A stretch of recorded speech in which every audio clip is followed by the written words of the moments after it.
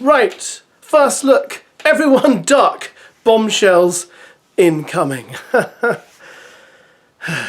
Anyway, we have a press release for today's episode, guys. Let's have a read. Lots of detail in this one. And yes, of course, the drama of the bombshells entering is covered, as is other stuff too. As the recoupling sends ripples through the villa, the Islanders reflect on the results. After Jess chose Sean and Harriet chose Ronnie, the girls sit down to clear the air after Harriet felt Jess's recoupling speech was directed at her. Well, here we go.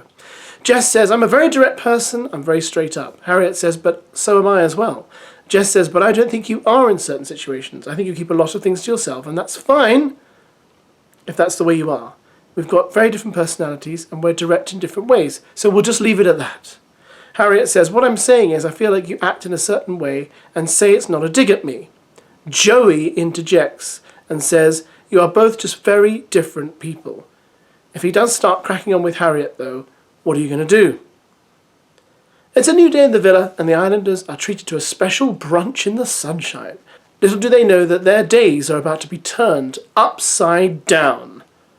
Unbeknownst to the Islanders, brunch is interrupted with the shock arrival of 3 bombshells: Grace, Tiffany, and Will, all ready to cause a stir in the villa.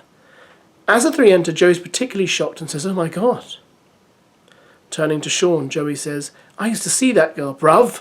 That blonde girl." Sensing something is off, Samantha says to Joey, "Do you know her?" Joey says, "Yeah, it's a long story, man."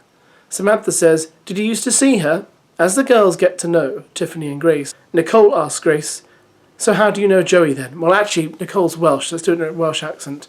Nicole asks Grace, "So how do you know Joey then?" Is that good enough? We'll leave it at that. Grace says, "So we met last year in Ibiza. It's actually funny, because he's not my type at all. We had a bit of a holiday romance. It carried on when we were back home. It was quite intense. We were seeing each other for a few months. It kind of ended a little bit frosty, to be honest, and we've not really spoken since." Will Grace be keen to pick back up with Joey where she left off? And where does that leave Samantha? I have to say, guys, that the Joey and Samantha romance is very strange. Joey does not touch that girl at all.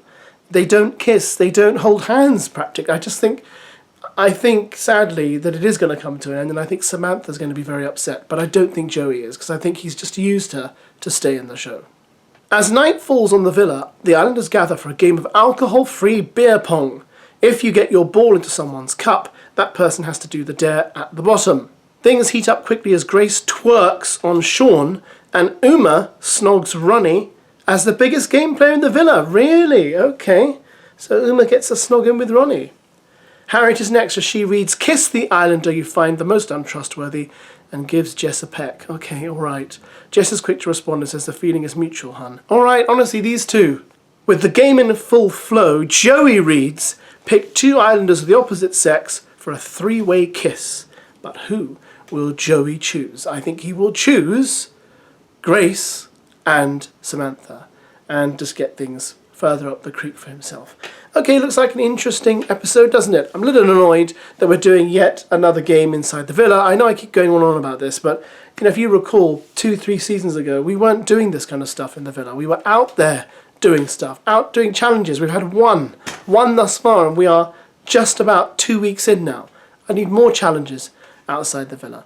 But yeah, I think these bombshells are going to stir things up. Good, you know, if Sean wants to kiss another girl, fine. Sean's been virtually ignored thus far, so I don't blame him. I'm concerned that the Harriet and Jess thing will just reach such a crescendo that they will not want to spend any time with each other, not be in the same room with each other, and I think it could end in a nasty way. But I have to say, I find both of their behaviour sometimes a little bit borderline. You know, they seem to be getting in each other's throats pretty much all the time. But Harriet, I find, is particularly good at just starting drama. Let me know what you think is going to happen. And let's watch together tonight.